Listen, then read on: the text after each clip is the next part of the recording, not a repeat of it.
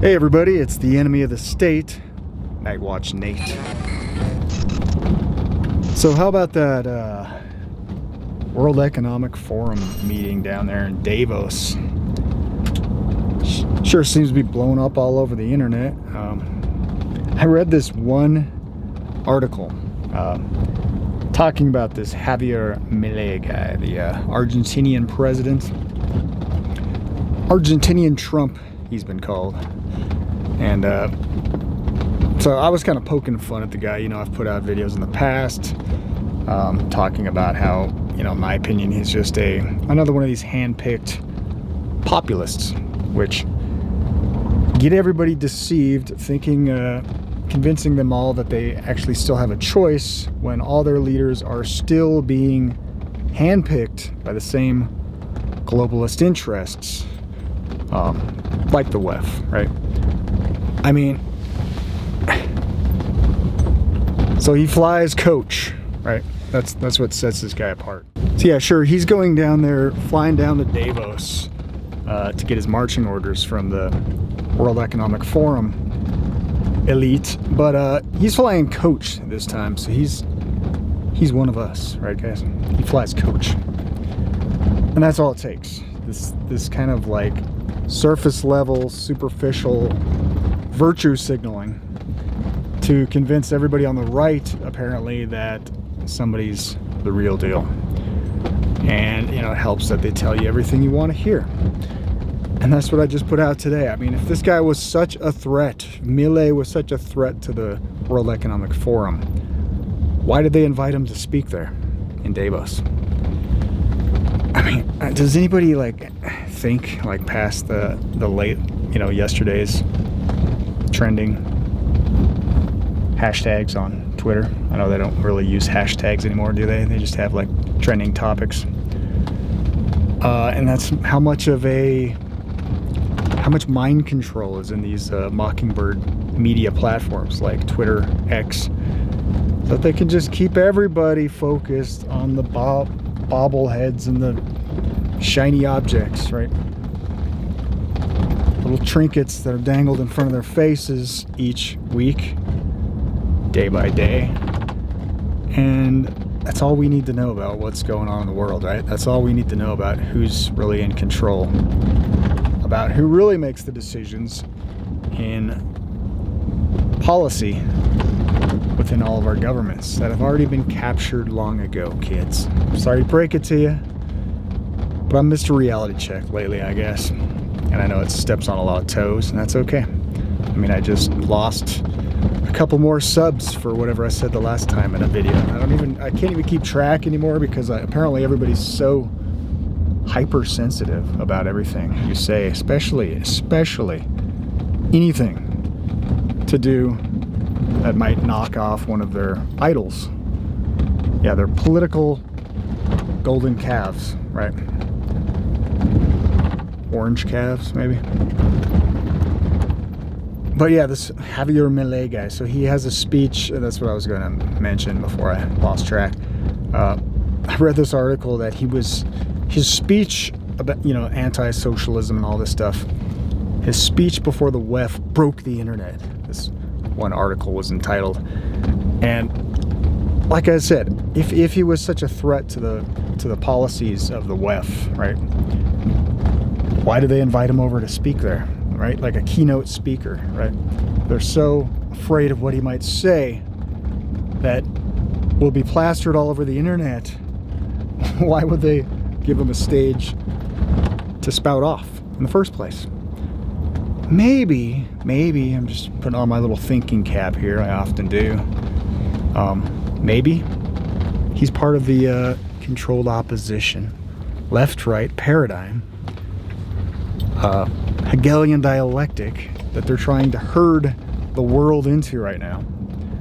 And I'm always asking, you know, what's the end game? Why do we have this extreme left? And why do we have this extreme right? And what is going to be the solution to all of our problems that these elites have created for us, right? It's always the ones that pose as your saviors, the ones that have the solution, are the ones that created the problem in the first place. So I'm just gonna leave it at that. I'm not gonna get on my little soapbox, pulpit, high horse, whatever you want to call it, even though I know I'm here driving with a camera in one hand.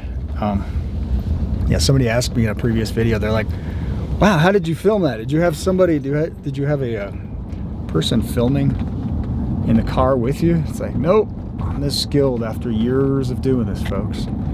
Years of videotaping myself on these rants from the road, and, you know, of course, doing more professional, put together podcasts on the side whenever I get enough time, and those things are time consuming though, so I always, anytime I get like a topic I want to really dive into, it's, I guess I'm my own worst critic, my own worst enemy, because I always like stifle myself before I even want to dive into it, because I know how much time and energy, effort it takes, you know, to produce these, you know, even a half-hour podcast. All the research that's involved, that's the biggest thing, really. If you want to talk like you know about a topic, you want to be researched ahead of time, right? I don't want to be one of those guys that are just like, again, parroting talking points off Twitter. How is that going to lead to any kind of enlightenment, I guess? How is that going to break us out of the mass deception that we see in the world today by just parroting what's popular? I'm sorry, guys, but the truth, it's never been popular. And when I step on people's toes, I'm going to bring up Trump again, because he's, you know, everybody's just freaking so in love with Trump all over again. It's like a new honeymoon, guys. We're having another honeymoon with Trump again. And they just want to ignore all of the obvious character flaws, past mistakes. Let's say, instead of putting America first, putting the WHO/UN first by declaring a national state of emergency, fast tracking with Operation Warp Speed, certain medical procedures that every time I even hint at on this platform, I get banned for, because that's how free we are, you know, post-Trump, right? Is America great now, guys? After, post-Rona?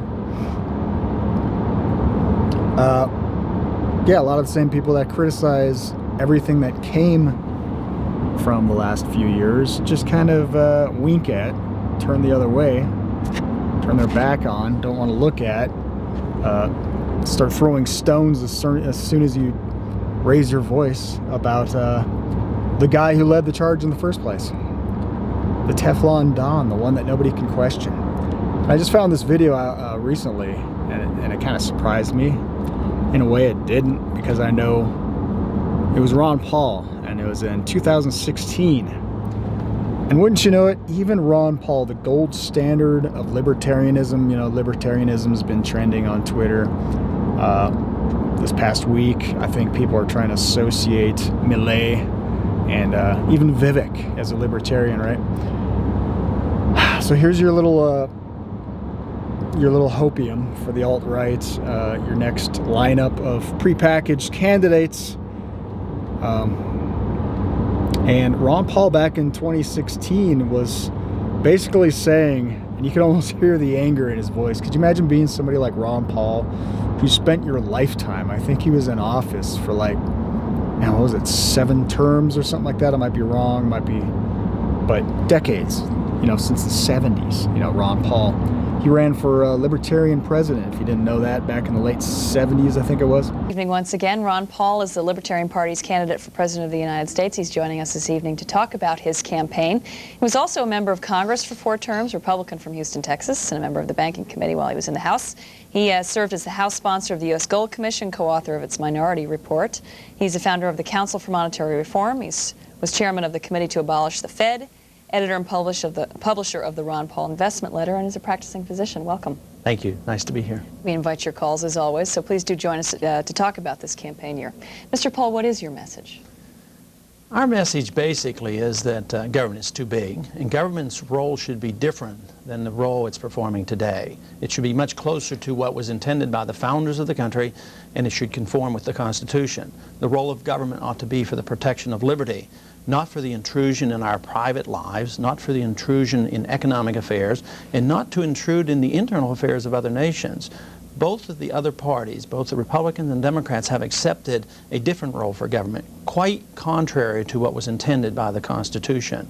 They accept a notion that government should interfere in the marketplace, interfere in our private lives, and also both parties have been interfering in the internal affairs of the other nations throughout this century. And we think the role of government should be quite different, and that's what we're trying to do, is to revive the spirit of liberty in this country. That's when you realize that you can't challenge the duopoly, the two-party monopoly. But you can almost hear the frustration in his voice when he's saying, he was asked about, whether he was going to endorse or whether he was going to vote for Trump. And he's like, no, why would I vote for Trump? It's the same thing as voting for Hillary. There's no difference to a libertarian, he said. My biggest beef is that from a libertarian viewpoint, there is absolutely no difference of meaningful difference between Hillary and Trump. I mean, they both support military-industrial complex, the Federal Reserve, deficits, entitlements, invasion of our privacy, and it's super nationalistic populism versus socialism, and that is so remote from what we need to be doing. We need to be moving ourselves away from tyranny toward liberty. So are you endorsing anyone? Are you endorsing any of the Republican candidates? I know that you're not endorsing Trump. I could hear that in your words today. No, I'm not going to be endorsing any of the ones that are running, that are left on Why the stage. not? No, they're no, because their positions, just like I stated, from the libertarian viewpoint of limiting government, there's nothing there offered to reduce the size and scope and intrusion of government. Who offers any cuts in spending? Who offers protections of our liberty? Who offers, some of the top candidates want to carpet bomb the world, this sort of thing. So no, a libertarian can't endorse this authoritarian approach. And so, it's not only me, guys, okay? I know I feel like I feel like the black sheep lately, because I'm just trying to go against the trend. I'm going against the grain. I'm trying to swim up river. I'm face first into the tidal wave, the red wave, as Elon Musk called it. But yeah, even Dr. Paul was seeing through the gimmicky, what did he call him? A populist. And he said that this extreme populist, or whatever he called them, is no different than a socialist. And they stand for all the same things. Big government. What did Trump do once he got in office? How well did he follow through on that promise to get rid of the national debt, right? No. Doesn't matter which party you put in the highest office of the land, left or right. I can show you the graph. Doesn't matter which president is in power, and you can make excuses all you want, because I hear it all the time from the mindless MAGAs. I'm just going to start calling you, because that's how you act. You can't have a logical conversation. You can't take any criticism. You're in a freaking cult, apparently. And everything I say flies right over your red cap, right? And that's okay. You could just keep drinking from the red Kool-Aid laced with hopium, patriot hopium, and think things. Just continue thinking that going to the voting booth is all you need to do in life to stand up for your freedom, to stand up for your country. Keep buying into the big myth, the big reality TV show, the political theater. You still have a choice on who runs your government. Just keep gobbling it up, guys. And then get back to me, because I know at this point it's pretty clear Trump will be back in office. They just keep handing the baton back and forth. Even though we have a country full of, 350 million people, we just get the same hand-picked collection. This little handful of candidates to choose from. There's nobody else qualified in this country, more qualified than the reality TV show host, Donald Trump. Or, yeah, Dementia Joe. I mean, it's not even a choice. And I love this argument that I get all the time from the MAGAs that, well, just go ahead and vote for Biden then. Or a vote for so and so is a vote for Biden. It's like everything. It's like I put this out too recently. It's like so basically Biden is like Trump's invisible force field, right? Because as long as it's not Biden, it's a-okay, right? With most on the right, apparently.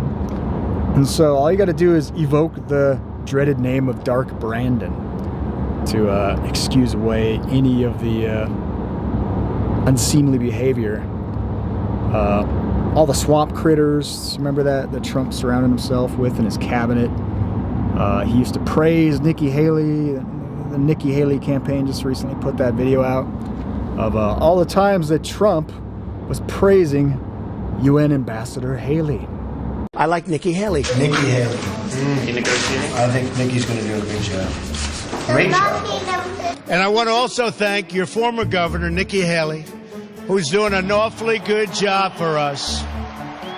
She's representing America very well as our ambassador to the United Nations. She is doing a spectacular job. She has just been really great. Nikki Haley's doing a great job. I want to thank Ambassador Nikki Haley for her outstanding leadership and for acting as my personal envoy on the Security Council. She's doing a good job. Where's our Nikki? Ambassador Nikki Haley, who is so incredible. And Nikki Haley did a great job. I like the message that Nikki sent yesterday at the United Nations. So, Nikki, that was the right message that you and I agreed to be sent yesterday. Thanks to the leadership of UN Ambassador Nikki Haley,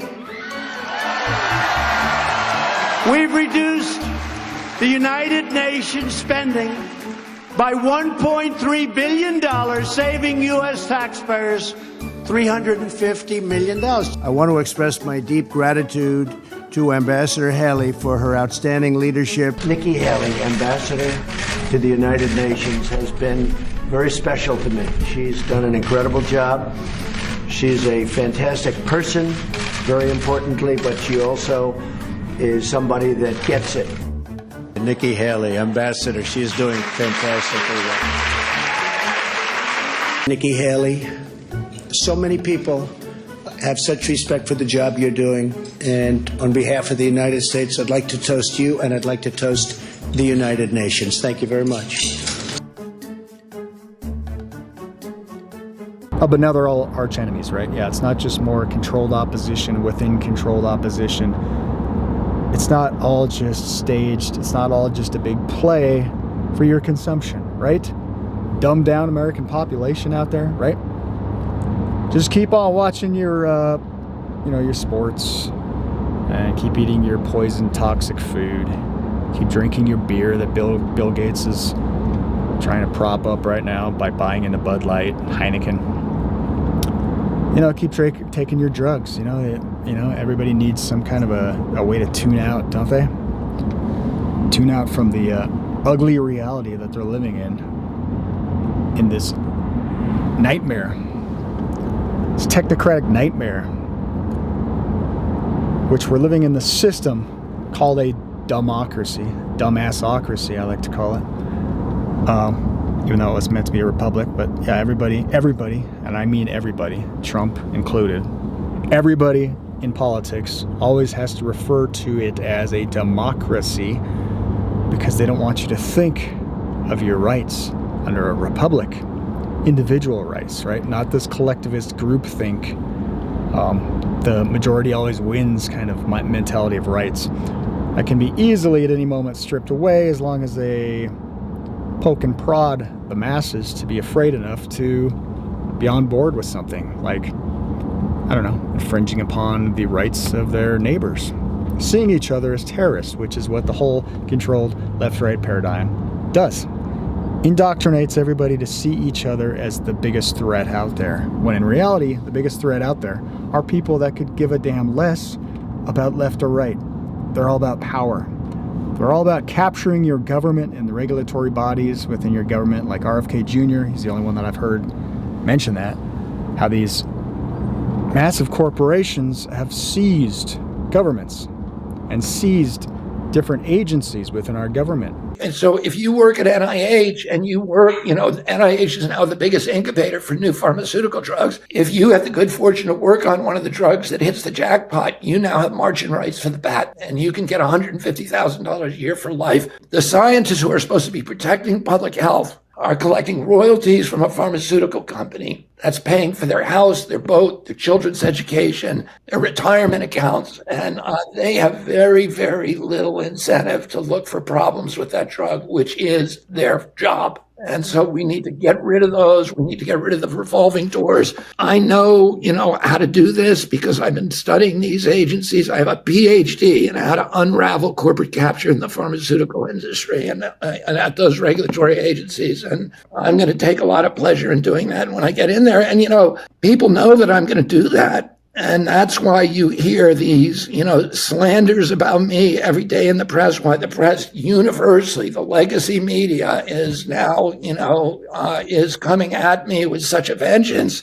But they need to say that. They need to put it every day in the headlines because they know, these are companies that are making billions and billions of dollars in taking pharmaceutical advertising. And I'm going to cut off that flow for them. So they have a big incentive to make sure I never get into that White House. They put their little front men in there. They put their little puppets, just like they elect our presidents. They all kind of rotate on different boards, from big pharma Pfizer, to, the FDA, all these different agencies. And it's a big club, folks. I'm sorry to break it to you, kids. It's a big club, and you ain't in it, as George Carlin famously put it. But people still don't seem to get it. It's like these people are perpetually, eternally doomed to spend, eternity, I guess a kind of redundant statement, but it's like these people are doomed to spend eternity in high school. And they're about as deep as their understanding gets when it comes to geopolitical affairs, right? I like the phrase, I know Clyde Lewis uses it now and then, as parapolitics, because parapolitics, if you look up the definition, it kind of looks a little deeper into politics, because we all know that politics is surface, right? Again, it's all show, it's all theater, it's all for your mass consumption. Parapolitics looks more into, what kind of ulterior motives, agendas are behind politics, the propaganda behind politics, and tries to make sense of what's actually going on, as opposed to just surface level high school mentality, which most people apparently, like on Twitter X, are stuck in, like I said, for eternity. It's like this, if there were a place called hell, that's what I would liken it to. But in any case, I digress. Yes, I am, for the most part, a political atheist. I like to call myself, affectionately. I see people often ask, well then, what's your solution? The greatest solution, as I see it, it's a spiritual problem we have in this country. We had founding fathers that I often quote from, like John Adams, that said that our Constitution was designed for a moral and religious people. And gee whiz, what happened when they indoctrinated the population into materialism, consumerism, and atheism, all these other isms, and took their minds and their eyes off of God and any kind of moral standard, right? I think it probably kicked off pretty well in the 60s. The free love generation, do what thou wilt, Aleister Crowley. But yeah, once you get rid of these, once you start teaching kids that they just evolved from the slime and their most recent relatives are apes, we're all just animals, you pretty much lose any kind of moral foundation. And what happens when you have no moral foundation? What kind of leadership do you think? What kind of oppressive tyrants? If you believe in survival of the fittest, right, as I often bring this up when I'm discussing such topics with atheists, might means right?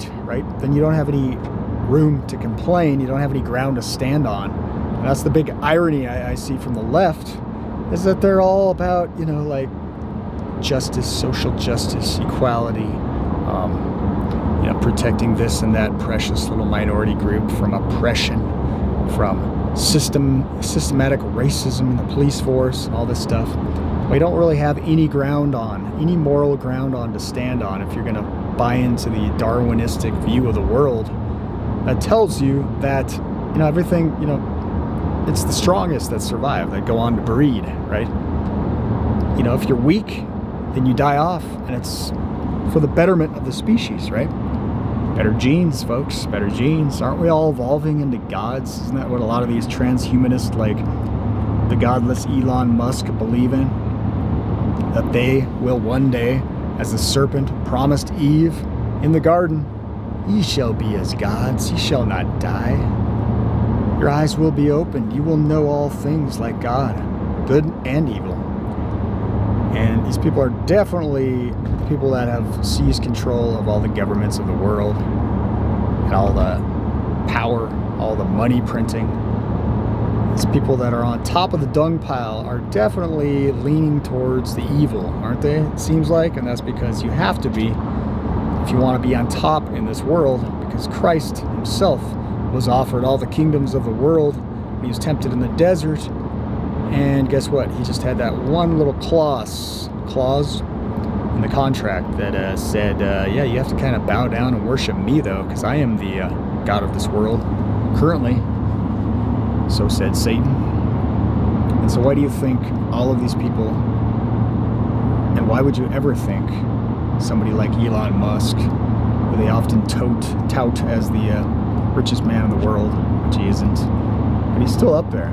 And why would anybody ever think, with any kind of biblical understanding, that somebody in that position would somehow be on their side, would be for what's best for all of us? No, they wouldn't have sold their soul to the fallen one of this world, would they? Nah, he just wears the Baphomet costume because it's a cute little Halloween costume, guys. He's into LARPing, gaming. He's just developing brain chips because, he just wants to, as he openly put it, evolve the human race to join with their AI false gods. This is somehow the guy that Christians on the right praise as being their friend and ally. Come on, people. Come on. Get real. Get real. Get back in the Bible. If you're that lost, if you're that confused, if you're that far gone, I mean, this world is really dark right now, right? There's mass deception. And it's all been prophesied that this would happen. But if you really want to know right from wrong, what's really going on in the world, just pick up the Bible. That's all I'm asking. And I need to do it myself too more often. I hope I never come across as if I'm beating you over the head with the Bible. But some people, I think that would probably not necessarily be a bad thing. Some people need a wake-up call. And for some people, it's too late. It takes a real crisis to get people to think about their eternal fate, right? Or whether or not they have an eternal fate. What's your purpose? Why are you here? What if there is a God? If there is a God, then what is his will for us? What is his purpose for us? Not our own little petty concerns with whatever kind of fickle thing we can get obsessed over about, latest cyber truck or fashion or sporting event or gathering up followers on Twitter. I don't know. Petty concerns. Life is short. It's over in a blink of an eye. And I personally, I love life enough that I want to know God. I want to know the guy who created all this. That's important. It should be. And if you believe in truth at all, there's all these little info warriors out there fighting for the truth. Well, there has to be a right and wrong. There has to be a good and evil. There has to be truth, and there has to be lies. And so you just can't have this fuzzy, ecumenical worldview that well, that's your truth, you know, and everybody's got their own truth. You know, that thing, that I run into that all the time. People don't even realize it, but that's their line of thinking that they've been trained in. And if you believe in a truth, then there has to be a truth, a source of all truth, right? If you look at all the complexity in the world around us, you know, even just what mankind has created, right? This vehicle that I'm driving, all the other cars I'm looking at, they all took like some serious, it took a major design process, right? To construct all these technologies in our world. And what do you think it took to design life, the complexity of life on this planet? You know, the ability to reproduce, for an organism to self-replicate, something that we cannot manufacture in a lab. We can tweak, you know, and we can meddle with, right? The genetic code, CRISPR and all that. But yeah, we can't get anywhere near the complexity of God. Like to take a seed, something that is frozen, right? It's inanimate object like a seed from a plant, and then to add a little water to that seed, to put it in some warm soil, some sunlight, and watch that just explode into this living organism, this living creation. That's magical. That's mysterious. That is God. That's the direct product of the Creator. And so are we, right? The little baby in a womb. How magical is birth. So I just want to try to draw people, you know, from out of all this like petty chaos in politics, you know, this shallow, you know, the more I cover politics, even though I know it affects us all, right? I know it's important topics that I try to cover. It's almost like the more I hate politics, right? Because how can you not hate these career liars and these hand-picked populists that promise everybody the moon, everything you want to know? They say everything right? Like Vivek, his Vivek guy. I was just recently, I don't often tune into Viva LaFree. He's the lawyer from Canada. I stumbled on him when he was out on the street during the trucker convoys. By the way, interesting side note, I met a guy at church the other weekend who I think it was his son, he owns a trucking business, and his son partook in some of those trucker convoys, and he had some kind of boots on the ground kind of intel, and I thought it'd be kind of interesting to poke his brain a little bit. I gave him my channel information and all that, so I hope to hear from him if he's out there listening. Yeah, I met him down here at church in the valley, as we call it. Anyway, Viva LaFree, he was covering the trucker convoy, so it just popped up. I'm subscribed to him on YouTube, and his live popped up, so I thought I'd step in, and I made a comment about Vivek because, again, even Viva, seems like everybody, I don't know what it is. I think it's partly motivated by profit because, you know, it pays, right? To play along with the left-right paradigm game, to jump on the same cool kids that everybody else, these political saviors that pop up. Yeah, it pays to be a little cheerleader, right? For whoever's popular at any moment from week to week. And so that's what kind of Viva, he was on the pro-Vivek side, and I was just made the comment, as I often do, you know, Vivek, he's the Soros-educated, WEF-approved, Pfizer-funded little muppet that tells you everything you want to hear. And all of a sudden, everybody's head over heels over the guy, because that's how short people's memories are, apparently, you know, after being lied to. How many times in the past, folks? I mean, how old are you guys?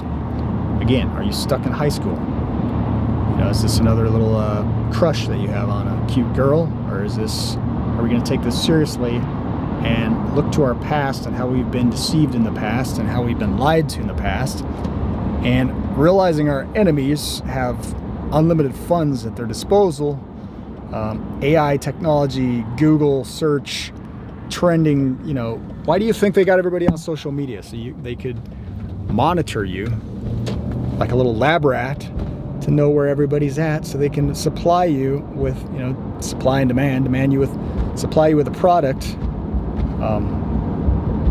to keep you all content in thinking that you still have a choice in your dumbocracy, right? So I made that comment, and then actually Viva answered it. So I thought I'd do a little grab of that clip and toss it up there. And I'm going to do I'm not going to do it right now, but I'm going to do like a rebuttal, I guess, because he never replied to my follow-up comments. And partly probably because they were in part to do with things like lipid nanoparticle technology that Vivek profited from. And we have guys out there like they're very smart. Some people say he's controlled opposition. I'm just going based on what he says, what he puts out there. I don't know a whole lot about the guy, but Dr. David Martin, if you haven't yet, look up some of what he's been exposing about this Vivek guy and how much he profited during the rollout over the last couple years of this medical procedure that everybody's too scared to talk about, because that's how free we are, right, on these platforms. Yeah, Vivek, the big pharma snake. That's what he is. And yet we still have people begging Trump, please pick Vivek to be your VP. And this is something that I've been calling out for weeks, for months now. Vivek, it's obvious at this point. You have to be blind not to realize it. Vivek has been working for the Trump campaign this whole time because he's done nothing. Like, Trump has been absent from the debates, but who was there? Vivek, acting on his behest, basically.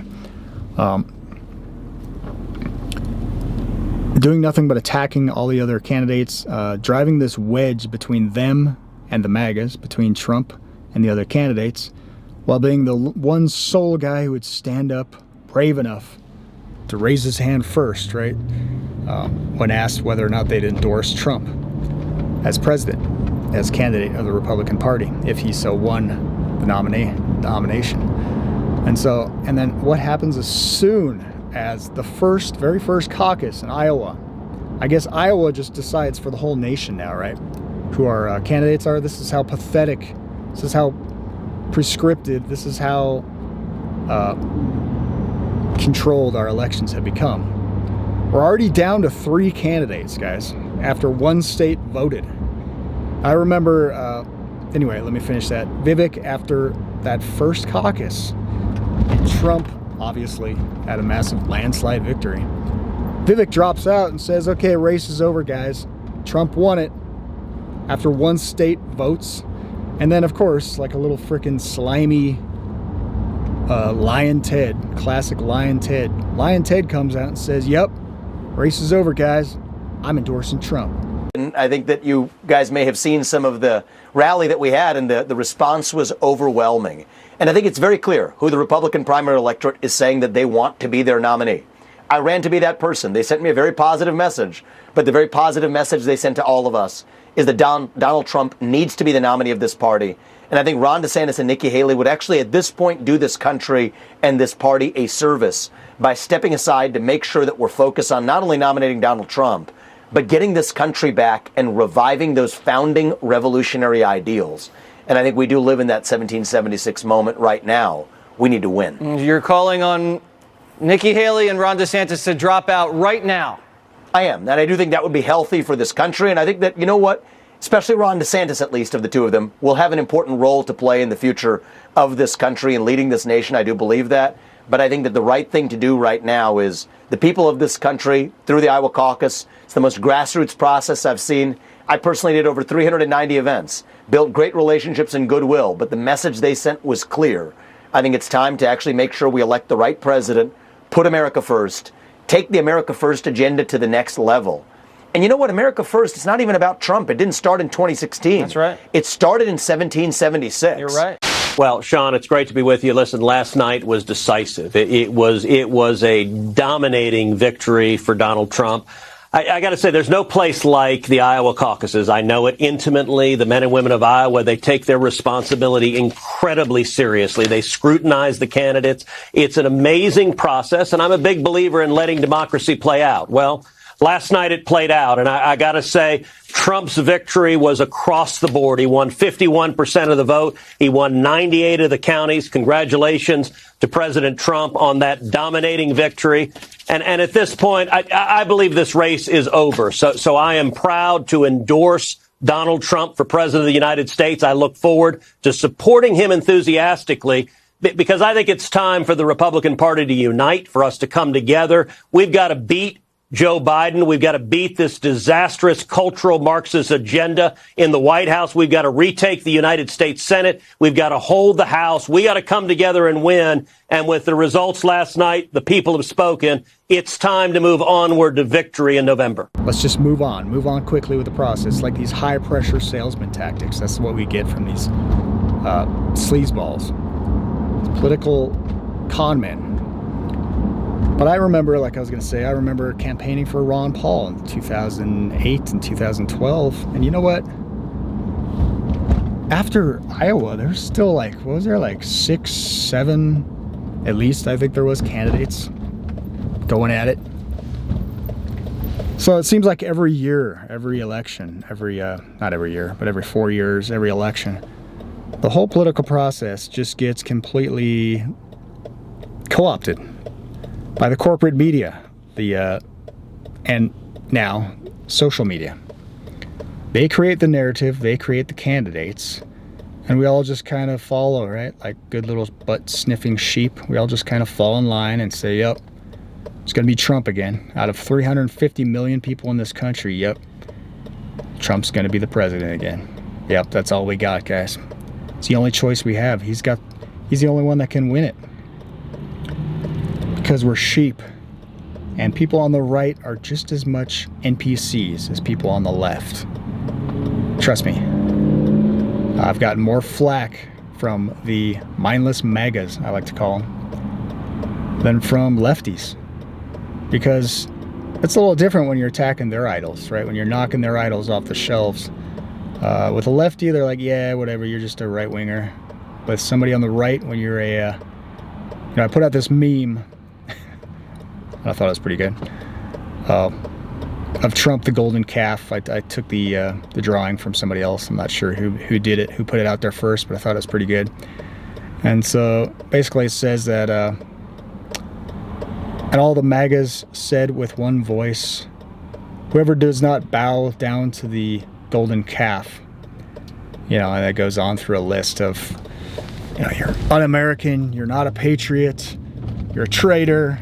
I think I left out communist. You're a communist. I don't know, all the things that I've been called for criticizing Trump. And I thought that meme that I just kind of slapped together kind of summed it up nicely, doesn't it? In any case, this is never a popularity contest. The truth never was, but my plan is to put out as much truth as I can, because why else am I here? So I can gain friends. I know I'm not all about profit, guys, but I do realize that, it pays to play along, right? Me personally, I'm more motivated by higher standard, right? I'm not looking for the approval of my fellow patriots or my fellow Republicans, conservatives, the people on my friends list.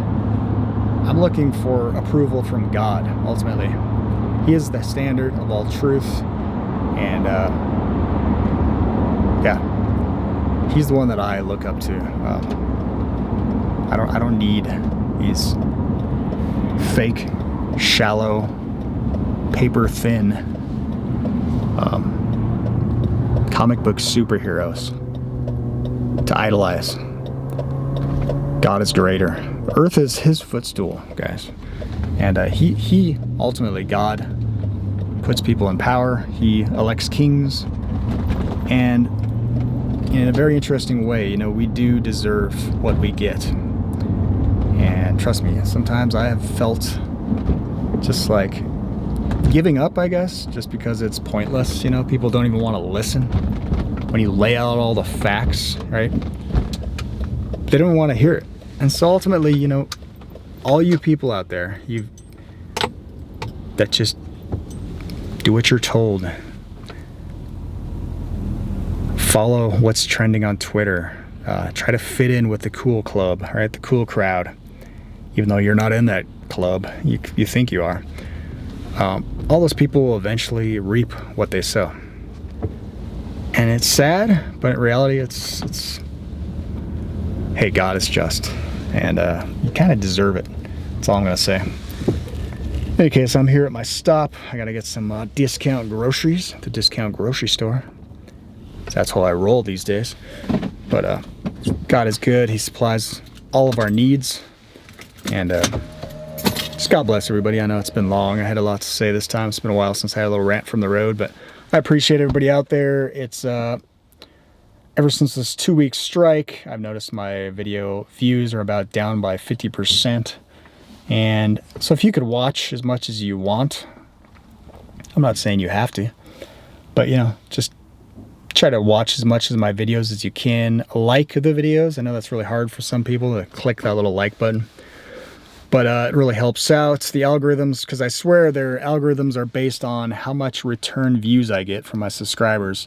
Then they give me about the equal amount of unique views. So it's not until I actually get more and more subscribers to watch my shows that YouTube, and I'm assuming this is how it works, even though they do everything they can to shadow ban me to oblivion.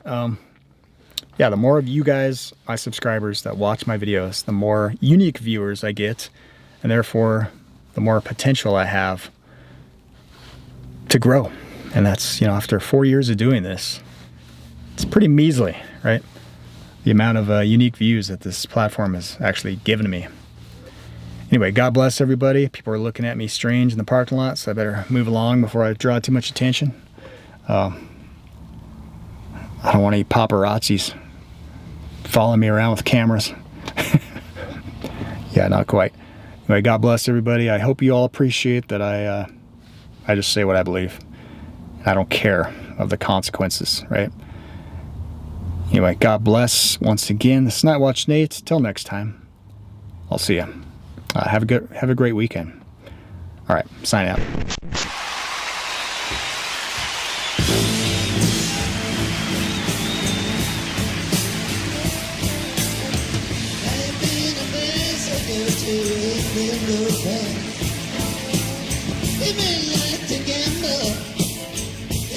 To dance. You made me the heavyweight champion of the world.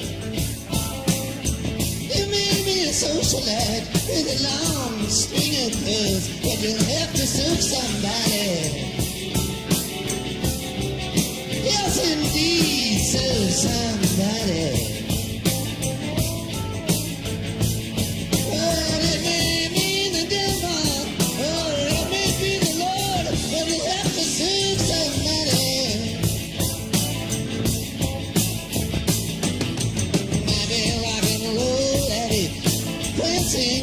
Stage.